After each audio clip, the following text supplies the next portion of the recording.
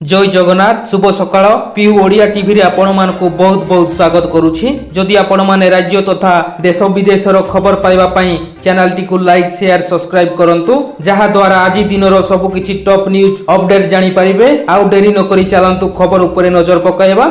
प्रथम खबर मुख्यमंत्री गंजाम गस्त आज दिन 11:15 रे गंजाम जिलार शेरगढ़ रे पहुंचीबे नवीन। सेठारे एक साधारण सभा को संबोधन करिबा सह एकाधिक उन्नयनमूलक प्रकल्पर शिलान्यास और उद्घाटन करिबार कार्यक्रम रहिछि। परवर्ती खबर घरोई उपभोक्तांक पई खुशी खबर बिजुली दर कमाइले राज्य सरकार कमिला विद्युत दर घरोई उपभोक्तांक पई प्रति स्लैब रे कमिला 10 पैसा अन्य उपभोक्तांक पई दर परिवर्तित रहिछि।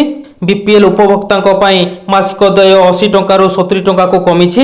2024-25 आर्थिक वर्ष पई बढ़िबनी बिजुली दर विद्युत दर को नै 15 दिन धरि चलीथिला ओईआरसी शुणाणी। परवर्ती खबर बलांगीर संसदीय क्षेत्र पई मनोज मिश्र आशावादी बलांगीर संसदीय क्षेत्र पई मनोज मिश्र आशावादी वरिष्ठ नेता नरसिंह मिश्र को साक्षात पर देले सूचना। बलांगीर संसदीय क्षेत्र प्रार्थी हेबा को आवेदन करिछि बोली कहिले। नरसिंह मिश्र द्वारा अनुप्राणित होई राजनीति को आसीछि। गत 10 तारिख रे कांग्रेस रे मिसिथिले हॉलीवुड अभिनेता मनोज मिश्र। परवर्ती खबर युक्त 3 और पीजी छात्र छात्री लागि स्कॉलरशिप घोषणा कले राज्य सरकार। राज्य सरकार युक्त 3 और पीजी छात्र छात्री लागि नुआ और स्कॉलरशिप घोषणा होईछि। छात्री को वार्षिक 10,000 टंका स्कॉलरशिप मिलिबो। छात्रों को मिलिबो वार्षिक 9,000 टंका स्कॉलरशिप। जाजपुर नुआ और कार्यक्रम रे जोगदेई 5टी अध्यक्ष कार्तिक पांडियान यही घोषणा करिसंती। परवर्ती खबर सीबीएसई ना रे माल माल फेक अकाउंट मुंडो उपरे सीबीएसई बोर्ड परीक्षा एनई बेलो रे केंद्रीय शिक्षा परिषद ना रे सोशल मीडिया रे बुलुची पाखापाखि 30 रु अधिक फेक अकाउंट। एसबुथिरे परीक्षा संपर्कित भिन्न भिन्न सूचना और तथ्य को नहीं छात्र छात्री मध्य रे बढ़ुची द्वंद्व। एमिति की किछि साइबर ठक टंका लुटुथिबार भी अभियोग आसिबा परे तत्पर होईची सीबीएसई। परवर्ती खबर बिलरे खसी पड़िला वायुसेनार MK-132 विमान। पश्चिमबंगर कालाईकुंडा ठारे ट्रेनिंग उड़ाण समय रे भारतीय वायुसेनार हक MK-132 ट्रेन विमान दुर्घटना रे सम्मुखीन होईछि। दुर्घटनार ठीक पूर्व उभय पायलट सुरक्षित सह बाहर को बाहरिबारे सफल होइथिले। एही घटना रे कोनोसी साधारण नागरिक किंबा कोनोसी संपत्ति क्षयक्षति होई नाही। परवर्ती खबर पुणी हाथ खोलीदेले नवीन 5,000 रु बढ़ी हेला 10,000। मातृ और शिशु अपपुष्टि ह्रास पई आरंभ करिथिबा ममता योजना रे सहायता राशि 2 गुण करने को मुख्यमंत्री नवीन पट्टनायक निष्पत्ति नैछंती। वर्तमान ममता योजना रे गर्भवती महिला को 2टी किस्ती रे 5,000 टंका प्रदान करा जाउथिला। वर्तमान नुआ निष्पत्ति अनुसार गर्भवती महिला को 10,000 टंका सहायता मिलिबो। अगस्त 2023 रु समस्त योग्य हिताधिकारी एही वर्धित राशि पाइबे। चलित फेब्रुआरी 20 रु 25 मध्य रे बकेया राशि हिताधिकारी मानक मिलिबो। परवर्ती खबर सप्तम दिन रे शिक्षक मानकर अहोरात्र गणधारणा। ओडिशा माध्यमिक स्कूल शिक्षक संघ ओस्टार आह्वान रे चलीथिबा अहोरात्र गणधारणा सप्तम दिवस रे उपनीत होईछि। 7 दिन हेला खरा वर्षा शीत काकर को खातिर न करी शिक्षक शिक्षयित्री और शिक्षा कर्मचारी राजधानीर राजदांड रे खोला आकाश तले बसी रहिछंती। सरकार पक्षर नेतृत्व मानक सहित कोनोसी आलोचना हेबार संभावना सृष्टि होई नाही।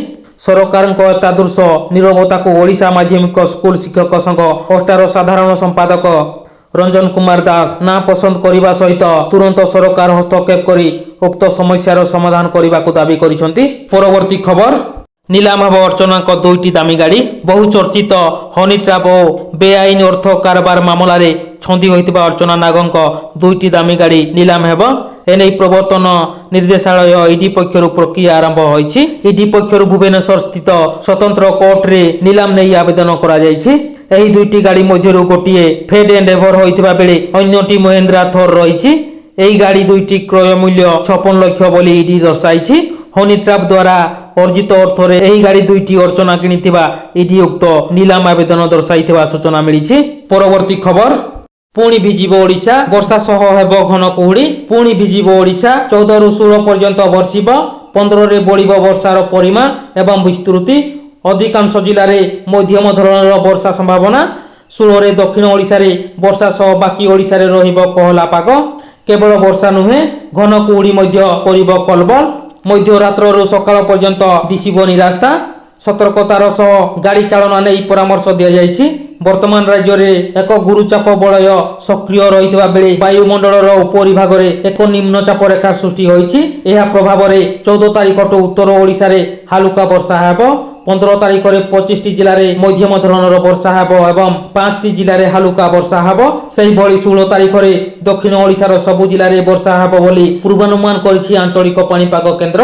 ପରବର୍ତ୍ତୀ ଖବର, ନାବାଳିକାଙ୍କୁ ବଳାତ୍କାର କଲେ ସିପିଆର କର୍ମଚାରୀ, ପୋଲିସ ଉପରେ ଲାଗିଲା କଳଙ୍କ ଦାଗ, ରକ୍ଷକ ସାଜିଲେ ଭକ୍ଷକ। ଯେଉଁ ପୋଲିସ ପିସିଆର ଲୋକଙ୍କୁ ସୁରକ୍ଷା ଦିଏ, ସେହି ପିସିଆର କର୍ମଚାରୀ ନାବାଳିକାଙ୍କୁ ବଳାତ୍କାର କରିବାକୁ ପଛାଇ ନାହିଁ। ଏଭଳି ଏକ ସାଂଘାତିକ ଅଭିଯୋଗ ହୋଇଛି ଗଞ୍ଜାମ ପୁରୁଷୋତ୍ତମପୁର ଥାନା ପିସିଆର ଭ୍ୟାନର ଡ୍ରାଇଭର ଭାବେ କାର୍ଯ୍ୟରତ କୁନାଲ ବେହେରାଙ୍କ ଉପରେ।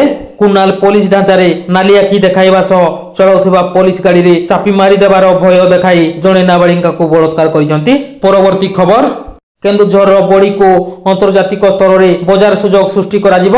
ମିଶନ ଶକ୍ତି ମାମାନଙ୍କ ଦ୍ୱାରା ପ୍ରସ୍ତୁତ କେନ୍ଦୁଝରର ପ୍ରସିଦ୍ଧ ବଡ଼ିକୁ କିଭଳି ପ୍ରୋତ୍ସାହନ ସହ ଦକ୍ଷତା ତାଲିମ ପ୍ରଦାନ କରାଯାଇ ଆନ୍ତର୍ଜାତିକ ସ୍ତରରେ ବଜାର ସୁଯୋଗ ସୃଷ୍ଟି କରାଯାଇପାରିବ, ସେଥିପ୍ରତି ଗୁରୁତ୍ୱ ଦିଆଯାଉଛି ବୋଲି ମିଶନ ଶକ୍ତି ରାଜ୍ୟ ଉପଦେଷ୍ଟା ଡକ୍ଟର ଲୋପାମୁଦ୍ରା ବକ୍ସିପାତ୍ର କହିଛନ୍ତି। ପରବର୍ତ୍ତୀ ଖବର, ଚାଷୀ ଆନ୍ଦୋଳନ ପାଇଁ ହୁଲସ୍ଥୁଲ ଦିଲ୍ଲୀ, କେଉଁଠି ବୋମା ବିସ୍ଫୋରଣ ତ କେଉଁଠି ଫୁଟୁଛି ଗୁଳି, ଲୁହ ବୁହା ଗ୍ୟାସରେ ଧୂଆଁ ଧୂଆଁ ସାରା ଅଞ୍ଚଳ, ଚାଷୀଙ୍କ ହଙ୍ଗାମା, ପୁଲିସର ଚିନ୍ତା, କେଉଁଠି ଚାଷୀଙ୍କୁ ଗୋଡ଼ାଇ ଗୋଡ଼ାଇ ଲାଠିଚାର୍ଜ କରାଯାଉଛି ତ ପୁଣି କେଉଁଠି ସୁରକ୍ଷା କର୍ମୀଙ୍କ ଉପରେ ଭାରି ପଡ଼ିଛନ୍ତି ଚାଷୀ। ଚାଷୀଙ୍କ ଆନ୍ଦୋଳନକୁ ଦୃଷ୍ଟିରେ ରଖି ଅଭେଦ ଦୁର୍ଗରେ ପରିଣତ ହୋଇଛି ରାଜଧାନୀ ଦିଲ୍ଲୀ। ଚାରିଆଡ଼େ କଡ଼ା ସୁରକ୍ଷା, କେଉଁଠି କଂକ୍ରିଟର ପାଚେରୀ ଦେଖିବାକୁ ମିଳିଛି ତ ପୁଣି କେଉଁଠି ଚାଷୀଙ୍କୁ ରୋକିବା ପାଇଁ କଣ୍ଟା ଜାଲ ବିଛାଯାଉଛି। ଟ୍ରକରେ ବସି ଶହ ଶହ ଚାଷୀ ମାଡ଼ି ଆସୁଛନ୍ତି ଦିଲ୍ଲୀ। ସ୍ଥିତି ଅଣଆୟତ୍ତ ହେବାରୁ ଡ୍ରୋନ୍ ସାହାଯ୍ୟରେ ଲୁହବୁହା ଗ୍ୟାସ ଚାଷୀଙ୍କ ଉପରେ ମାଡ଼ କରୁଛନ୍ତି ପୁଲିସ। ଚାଷୀଙ୍କୁ ରୋକିବା ପାଇଁ ଦିଲ୍ଲୀ ପୁଲିସ ପକ୍ଷରୁ ପ୍ରୟାସ କରାଯାଉଛି।